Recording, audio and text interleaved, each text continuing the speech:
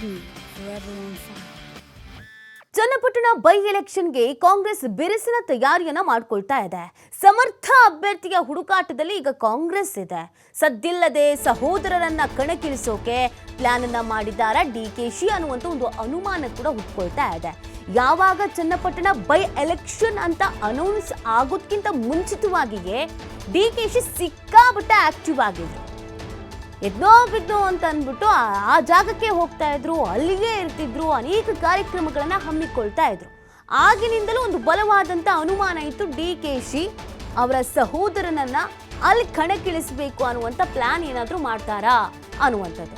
DK ಸುರೇಶನ್ನ ಕಣಕ್ಕಿಳಿಸೋಕೆ DK Shivakumar plan ಮಾಡಿದ್ರ, ನಾನೇ ನಿಲ್ತೇನೆ ಅಂತ ಬಹಿರಂಗವಾಗಿ ಹೇಳ್ತಾ ಇದ್ದಾರೆ ಡಿಸಿಎಂ ಡಿಕೆಶಿ. ಆದರೆ ಒಳಗೊಳಗೆ ಸಹೋದರನನ್ನೇ ಕಣಕ್ಕಿಳಿಸೋಕೆ ಒಂದು ಪ್ಲಾನ್ ಅನ್ನ ಮಾಡ್ಕೊಳ್ತಾ ಇದ್ದಂಗೆ ಕಾಣಿಸ್ತಾ ಇದೆ. ಅದಕ್ಕಾಗಿಯೇ ನಾನು ತಂತ್ರ ಮಾಡ್ತಿರುವಂತಹ ಅನೇಕ ರೀತಿಯಾದಂಥ ತಂತ್ರವನ್ನು ಮಾಡ್ತಾ ಇದ್ದಾರೆ ಡಿಕೆ ಶಿವಕುಮಾರ್. ನಾನೇ ನಿಂತ್ಕೊಳ್ತೀನಿ ಅಂತ ಹೇಳ್ತಾ ಇದ್ದಾರೆ. ಬಟ್ ಕಡೇ ಮೂಮೆಂಟ್ನಲ್ಲಿ ನನ್ನ ಸಹೋದರ ನಿಂತ್ಕೊಳ್ತಾನೆ, ನಾನು ನಿಂತ್ಕೊಳ್ಳೋದು ಬೇರೆ ಅಲ್ಲ, ಅವ್ನು ನಿಂತ್ಕೊಳ್ಳೋದು ಬೇರೆ ಅಲ್ಲ ಅಂತ ಏನಾದರೂ ಡಿಕೆ ಸುರೇಶ್ ಅವರ ಹೆಸರನ್ನ ಅನೌನ್ಸ್ ಮಾಡ್ತಾರಾ ಅನ್ನೋದೊಂದು ಅನುಮಾನ ಸ್ವತಃ ಕಾಂಗ್ರೆಸ್ನ ಕೆಲವು ನಾಯಕರುಗಳಿಗಿದೆ. ಯಾಕಂದ್ರೆ ಡಿಕೆ ಸುರೇಶ್ ಈ ಬಾರಿ ಸೋತಿದ್ದಾರೆ, ಬೆಂಗಳೂರು ಗ್ರಾಮಾಂತರದಲ್ಲಿ ಸೋತಿದ್ದಾರೆ. ಆ ಸೋಲನ್ನ ಅರಗಿಸಿಕೊಳ್ಳೋದಕ್ಕೆ ಡಿಕೆ ಬ್ರದರ್ಸ್ಗೆ ಆಗ್ತಾ ಇಲ್ಲ. ಹೇಗೆ ಒಪ್ಕೊಂಡು ಬಿಡಕ್ಕಾಗತ್ತೆ? ಸೋಲಿಲ್ಲದ ಸರದಾರ ಅಂತ ಕರೆಸ್ಕೊಳ್ತಾ ಇದ್ರು. ಡಿಕೆ ಸುರೇಶ್ ಅವರನ್ನ ಸೋಲಿಸೋದಕ್ಕೆ ಯಾರಿಂದನೂ ಸಾಧ್ಯ ಇಲ್ಲ ಅಂತ ಹೇಳ್ತಾ ಇದ್ರು. ಅಂಥದ್ರಲ್ಲಿ ಡಿಕೆ ಸುರೇಶ್ ಸೋತು ಬಿಟ್ಟಿದ್ದಾರೆ. ಹೀಗಾಗಿ ವಾಪಸ್ ಎಲ್ಲಿ ನಮಗೆ ನೋವಾಗಿದೆಯೋ, ಎಲ್ಲಿ ನಾವು ಸೋತಿದ್ದೀವೋ ಅಲ್ಲಿ ಗೆಲ್ಲಬೇಕು. ಬೆಂಗಳೂರು ಗ್ರಾಮಾಂತರ ಅಲ್ಲಿ ದೇವೇಗೌಡರು ಆ್ಯಂಡ್ ಡಿ ಕೆ ಫ್ಯಾಮಿಲಿ ಅನ್ನೋ ಥರನೇ ಆಗಿದ್ದಿದ್ದು. ಸೊ ಹಾಗಾಗಿ ಚನ್ನಪಟ್ಟಣ ಅಂತ ಬಂದಾಗ ಅಲ್ಲೂ ಮತ್ತು ದೇವೇಗೌಡರು ವರ್ಸಸ್ ಡಿ ಕೆ ಫ್ಯಾಮಿಲಿ ಅಂತಲೇ ಆಗಬೇಕು. JDS ಪ್ರಬಲವಾದಂಥ ಕ್ಷೇತ್ರ, ಅಲ್ಲೇ ಗೆಲ್ಲಬೇಕು. ನೀವು ನಮ್ಮ ಕ್ಷೇತ್ರದಲ್ಲಿ ಬಂದು ಗೆದ್ರಲ್ವಾ, ನಾವು ನಿಮ್ಮ ಕ್ಷೇತ್ರದಲ್ಲಿ ಬಂದು ಗೆಲ್ತೀವಿ ಅಂತ ಒಂದು ತೋರಿಸ್ಬೇಕು, ಒಂದು ಮೆಸೇಜನ್ನು ಪಾಸ್ ಮಾಡಬೇಕು, ಹಳೆ ಜಿದ್ದನ್ನು ತೀರಿಸ್ಕೊಳ್ಬೇಕು. ಆ ಕಾರಣಕ್ಕಾಗಿ ಸಿಕ್ಕಾಬಟ್ಟೆ ಪ್ರಯತ್ನವನ್ನು ಡಿ.ಕೆ. ಶಿವಕುಮಾರ್ ಅವರು ಮಾಡ್ತಾ ಇದ್ದಾರೆ.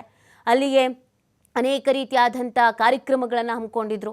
ಜನರ ಸಮಸ್ಯೆಗಳನ್ನು ಸ್ವೀಕರಿಸೋಕೆ ಸ್ವತಃ DCM ನಿಂತ್ಕೊಂಡು ಬಿಟ್ಟಿದ್ರು. ಬ್ಯಾಕ್ ಟು ಬ್ಯಾಕ್ ಸಭೆಗಳನ್ನು ನಡೆಸಿದ್ರು. JDSನ ಅನೇಕರನ್ನ ಕಾಂಗ್ರೆಸ್ಗೆ ಸೇರ್ಪಡೆ ಮಾಡಿಕೊಳ್ಳುವಂಥ ಕೆಲಸವನ್ನು ಮಾಡ್ತಾ ಇದ್ರು. ಇದನ್ನೆಲ್ಲ ನೋಡ್ತಾ ಇದ್ರೆ, ಈ ಎಲ್ಲ ತಂತ್ರವನ್ನು ನೋಡ್ತಾ ಇದ್ರೆ ಖಂಡಿತವಾಗಿಯೂ ಡಿ.ಕೆ. ಶಿವಕುಮಾರ್ ಅವ್ರು ಏನೋ ಒಂದು ಪ್ಲಾನ್ ಮಾಡ್ತಿದ್ದಾರೆ ಅನ್ನೋದು ಗೊತ್ತಾಗ್ತಾ ಇದೆ. ಯಾಕಂದರೆ ಬೆಂಗಳೂರು ಗ್ರಾಮಾಂತರದಲ್ಲಿ ಡಾಕ್ಟರ್ ಮಂಜುನಾಥ್ ಗೆದ್ದುಬಿಟ್ರು, ಸುರೇಶ್ ಅವರು ಸೋತರು, ದೇವೇಗೌಡರ ಆಳಿಗ ಮಂಜುನಾಥ್ ಅವರು. ಮತ್ತು ಬೆಂಗಳೂರು ಗ್ರಾಮಾಂತರ ಡಿ.ಕೆ. ಸುರೇಶ್ ಅವರ ಭದ್ರಕೋಟೆ ಅಂತ ಕರೀತಾ ಇದ್ರು. ಅಲ್ಲಿ ಯಾರು ನಿಂತರೂ ಗೆಲ್ಲಲ್ಲ, ಡಿ.ಕೆ. ಸುರೇಶ್ ಗೆಲ್ಲೋದು ಅನ್ನೋದಿತ್ತು. ಆ ಒಂದು ಸಂದೇಶವನ್ನು ಉಲ್ಟಾ ಮಾಡಿದ್ದು JDS ಮತ್ತು BJPಯ ಮೈತ್ರಿ. ಈ ಬಗ್ಗೆ ಮತ್ತಷ್ಟು ಮಾಹಿತಿಯನ್ನು ನೀಡ್ತಾರೆ ನಮ್ಮ ಪ್ರತಿನಿಧಿ ಶಿವಕುಮಾರ್ ಜೋಹಳಿ. ಶಿವಕುಮಾರ್, ಡಿ.ಕೆ. ಶಿವಕುಮಾರ್ ಅವರು ಸಿಕ್ಕಾಬಟ್ಟೆ ಪ್ಲಾನ್ ಅನ್ನು ಮಾಡ್ತಿದ್ದಾರೆ ಅನ್ನೋದಂತೂ ಗೊತ್ತಾಗ್ತಾ ಇದೆ. ಆದರೆ ನಾನು ನಿಂತ್ಕೊಳ್ತೀನಿ ಅಂತ ಹೇಳಿ ಅವರ ಸಹೋದರನನ್ನ ನಿಲ್ಲಿಸುವಂತ ಪ್ಲಾನ್ ಇದ್ದಂಗೆ ಕಾಣಿಸ್ತಾ ಇದೆ. ಏನೆಲ್ಲ ಪ್ಲಾನ್ಗಳನ್ನು ರೆಡಿ ಮಾಡ್ಕೊಂಡಿದ್ದಾರೆ ಡಿ.ಕೆ. ಶಿವಕುಮಾರ್ ಅವರು ಅಂತ? ಖಂಡಿತ. ಯಾಕೆಂದ್ರೆ ಇಲ್ಲಿಯವರೆಗೆ ಚನ್ನಪಟ್ಟಣ ವಿಧಾನಸಭಾ ಕ್ಷೇತ್ರಕ್ಕೆ ಈಗ ಬೈ ಎಲೆಕ್ಷನ್ ಆಗ್ಬೇಕಾಗಿದೆ. ಶೀಘ್ರದಲ್ಲೇ ಅಧಿಸೂಚನೆ ಕೂಡ ಪ್ರಕಟವಾಗತ್ತೆ. ಆದ್ರೆ ಕಾಂಗ್ರೆಸ್ ನಲ್ಲಿ ಯಾರು ಅಭ್ಯರ್ಥಿ ಅನ್ನುವಂಥದ್ದು ಇಲ್ಲಿಯವರೆಗೆ ಫೈನಲ್ ಆಗಿಲ್ಲ. ಎಲ್ಲ ಕಡೆಗಳಲ್ಲೂ ಕೂಡ ಡಿ.ಕೆ. ಶಿವಕುಮಾರ್ ನಾನೇ ಸ್ಪರ್ಧೆಯನ್ನ ಮಾಡ್ತೇನೆ, ನಾನೇ ಅಲ್ಲಿ ನಿಲ್ತೇನೆ ಅಂತೇಳಿ ಚನ್ನಪಟ್ಟಣ ಕ್ಷೇತ್ರದಲ್ಲಿ ಪ್ರವಾಸ ಹೋದಂತ ಸಂದರ್ಭದಲ್ಲಿ ಕೂಡ ಹೇಳ್ತಾ ಇದ್ದಾರೆ. ಬೆಂಗಳೂರಿನಲ್ಲೂ ಕೂಡ ಅದೇ ಹೇಳಿಕೆಗಳನ್ನ ಕೊಡ್ತಾ ಇದ್ದಾರೆ.